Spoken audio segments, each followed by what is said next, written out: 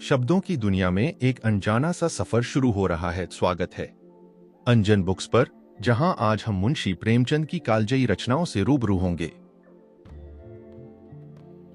जब भारतीय साहित्य की गलियों में चलते हैं तो मुंशी प्रेमचंद का नाम छायावाद की तरह विशाल दिखता है। उन्होंने आम जन की पीड़ा और संघर्ष को शब्दों में ढाला है। आज के इस विशेष एपिसोड में हम जानेंगे प्रेमचंद के 10 कालजयी उपन्यासों के बारे में, जिन्हें पढ़े बिना साहित्य की समझ अधूरी है।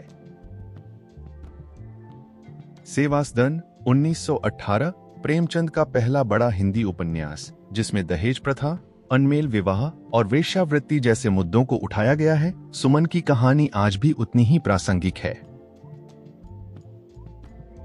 प्रेम आश्रम 1922 किसानों का संघर्ष, जमींदारी की क्रूरता और गांधीवादी विचारों की झलक यहां मिलती है। रंगभूमि 1925 सूरदास एक दृष्टिहीन भिखारी समाज और औद्योगिकीकरण के खिलाफ अपने सिद्धांतों के लिए लड़ता है।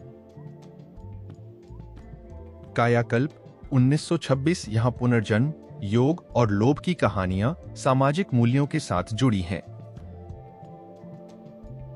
निर्मला 1927 अनमेल विवाह और दहेज की पीड़ा से गुजरती एक युवती की मार्मिक कहानी, जो समाज के खोखले नियमों पर सवाल उठाती है।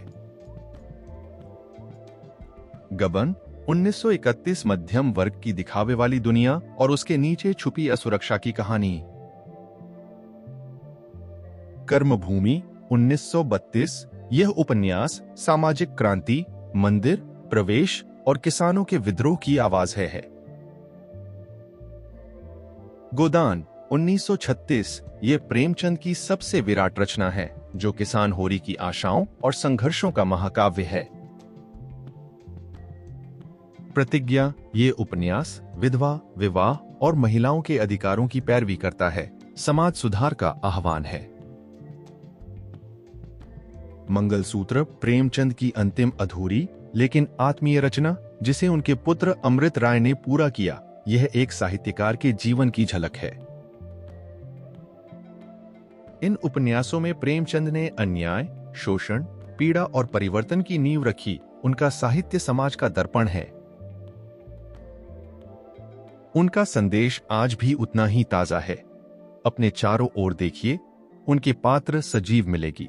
समाज को जगाना और बदलाव की राह अपनाना, यही प्रेमचंद की सबसे बड़ी सीख है। आप किस उपन्यास को सबसे ज्यादा पसंद करते हैं? हमें कमेंट्स में जरूर बताएं। लाइक और शेयर करें और चैनल को सब्सक्राइब करना न भूलें। शब्दों की दुनिया में एक अनजाना सा सफर पढ़ते रहिए, बढ़ते रहिए। धन्यवाद।